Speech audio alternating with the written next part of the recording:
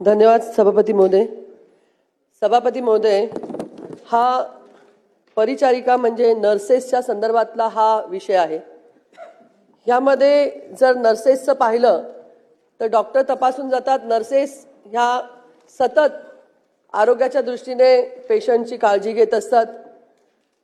सभापती महोदय, कोविडच्या काळामध्ये तर खूप चांगल्या पद्धतीने मातृ बाल आरोग्य, प्राथमिक आरोग्य सेवा, रुग्णालय, परिचारिका यांनी खूप चांगलं कार्य हे त्यांच्या काळामध्ये केलं. परंतु आपण स्वतंत्र परिचार्य संचालनाची गरज आहे ह्याची भूमिका मांडली होती, पण अजूनही ती झाली नाही. माझ्या मते 13/8/2024 शासनाकडे ते सादर केलं गेलेलं आहे, परंतु अजूनही त्या महिलांकडे, त्या गरीब आपल्या नर्सेसकडे लक्ष हे शासनाच्या वतीने दिलं गेलं नाही. तर त्या संदर्भातला आपण कधी करणार? कारण राज्यातल्या आरोग्याचा जर पाहिलं तर कणा जो आहे तो नर्सेस आहेत. त्या ग्रामीण भागातल्या मुली असतात, शहरी भागातल्या मुली असतात.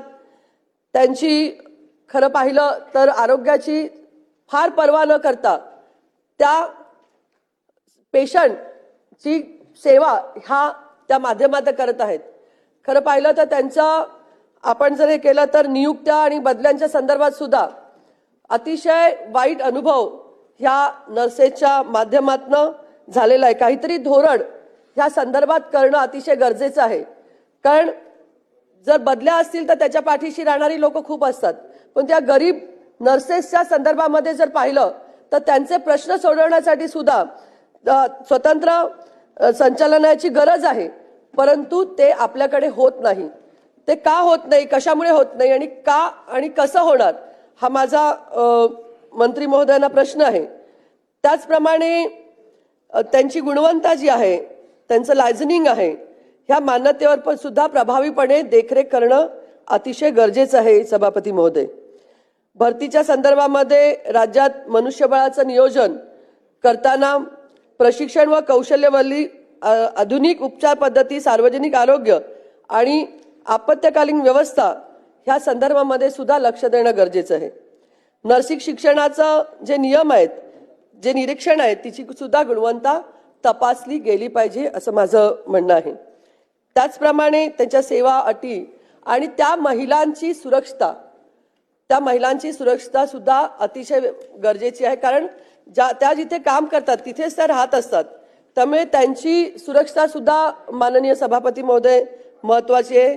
WHO हेल्थ वर्किंग फोर्सेस गायडन्सनुसार राज्याने नर्सिंगसाठी स्वतंत्र प्रशासकीय यंत्रणा निर्माण करण्याची आवश्यकता, NICने देखील राज्यस्तरीय नियमांचा ढाचा मजबूत करण्यासाठी सांगितलं गेलेलं आहे.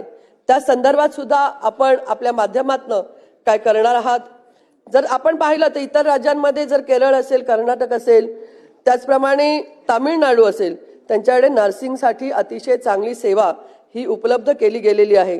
त्यांच्या नियुक्त्या असेल, त्यांचं ट्रेनिंग असेल, त्या संस्थांचे नियम अधिकार असेल, ते सुद्धा परिणामकारक आहेत. महाराष्ट्रामध्ये त्याची खंत आहे की ती आपल्याकडे तेवढ्या प्रमाणात केली गेलेली नाहीये.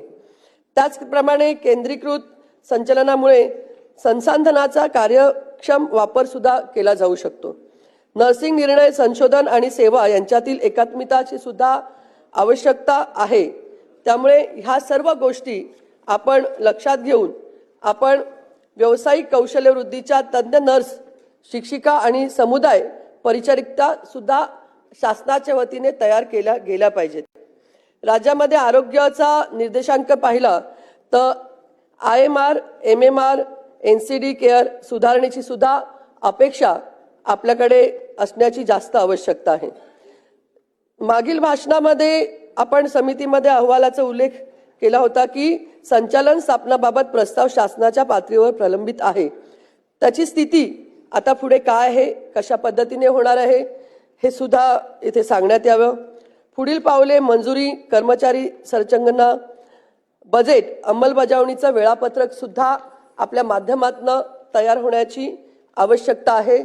जी रिक्त पदे आहेत नर्सिंगची, त्याच्या सुद्धा ठोस निर्णय आपल्या माध्यमातून करावा अशी मागणी या नर्सच्या संदर्भात आहे. जर पाहिलं तर आरोग्याच्या दृष्टीने जे काही काम आहे तर डॉक्टरांनंतर नर्सेस केलेच करतात. आपल्या परवाच्याच एका विषयामध्ये चर्चा करत असताना डॉक्टर नाही तर नर्सेसच तिथे मेडिसिन्स देतात. ज्या ग्रामीण भागामध्ये आहेत त्या भागामध्ये डॉक्टरांची कमतरता आहे, पण त्या भागामध्ये सुद्धा नर्सेसच जास्त प्रमाणामध्ये त्यांचं औषध पाणी सर्व काही करत असतात. त्यामुळे ह्या माध्यमातून जर पाहिलं तर त्यांच्यासाठी संचालन उभं करणं हे अतिशय गरजेचं आहे. ह्या संदर्भात आपण काय करणार आहात असा माझा प्रश्न आपल्या मंत्री महोदयांना आहे. धन्यवाद. सन्मान्य सदस्य उमाताई खापरे यांनी जो काय राज्यातल्या नर्सिंग केडरमध्ये सुधारणा व्हाव्यात आणि त्यासाठी केंद्र शासनाच्या सूचनेचा अंमल करावा अशा पद्धतीच्या विनंतीची अर्धा तास चर्चा या ठिकाणी आणलेली आहे. आता हा प्रश्न खूप महत्त्वाचा आहे आणि त्याचबरोबरीनं एकूणच राज्यातल्या आरोग्य विभागाला अधिक गतिमान करणार आहे. सार्वजनिक आरोग्य विभागाच्या वतीनं बोलायचं झालं तर एकूण राज्यामध्ये 12,001 पदं नर्सिंग केडरची आहेत आणि त्या नर्सिंग केडरच्या एकूण पदांसाठी ज्या पद्धतीच्या सेवा सुविधा ट्रेनिंग त्यांच्या निवासाची व्यवस्था त्यांच्यासाठी ज्या काही प्रशिक्षणाची व्यवस्था या सगळ्या गोष्टींसाठी वेगवेगळ्या पद्धतीचे सकारात्मक निर्णय शासन घेण्याचा प्रयत्न करत असतं. सन्मान्य सदस्यांचा जो आग्रह आहे किंवा ज्याच्यासाठी अर्धा तास चर्चा त्यांनी लावलेली आहे त्याच्यामध्ये त्यांचा सगळ्यात महत्त्वाचा मुद्दा जो आहे की या सगळ्यांसाठीचं स्वतंत्र संचालनालय व्हायला पाहिजे. केंद्र शासनानं सुद्धा त्याच्याबद्दलचं एक पत्र आम्हाला दिलेलं आहे 9/10/2017ला. आता 9/10/2017ला जे काही संचालनासाठी पत्र दिलं त्या पाठीमागे केंद्र शासनाची भूमिका जी होती त्याच्या अनुषंगानं महाराष्ट्रात विचार करताना थोडीशी महाराष्ट्रातली एक अडचण होती. महाराष्ट्रामधल्या आरोग्य सेवेमध्ये 3 पद्धतीने विभागणी झालेली आहे. एका बाजूला सार्वजनिक आरोग्य विभागाच्या वतीनं संपूर्ण ग्रामीण भागातलं आणि विशेषतः शहरी भागातला सुद्धा अंशतः काम हे आमच्याकडून केलं जाते. वैद्यकीय शिक्षण विभागाकडून सगळ्या महाविद्यालय जे आहेत त्यांच्या माध्यमातून त्यांच्याकडे असणारे सगळ्या टर्सरी सेवा आणि त्या टर्सरी सेवाशी संबंधित असणाऱ्या DMARचं काम चाललंय आणि नगरविकासाच्या अखत्यारीत असणाऱ्या मोठमोठ्या शहरांमध्ये महानगरांमध्ये सुद्धा त्यांच्या माध्यमातून चाललेल्या कामांमध्ये सुद्धा जे नर्सिंग केडर आहे या सगळ्यांसाठी एकत्रित करताना काही थोड्या धोरणात्मक अडचणी येतात कारण हा 3 विभागातला विषय आहे. परंतु आपली बैठक किंवा आपला जो अर्धा तासची चर्चा आहे या चर्चेच्या अनुषंगानं निश्चितपणे मी आपल्याला खात्री देतो की तिन्ही विभागांची एक एकत्रित बैठक घेऊन नर्सिंग केडरमधल्या सगळ्या लोकांना कारण सगळ्या आमच्या महिलांना कारण आज राज्याच्या एकूण आरोग्य सेवेचा सगळ्यात महत्त्वपूर्ण आत्मा जर कोण असेल तर नर्सिंग केडर आहे.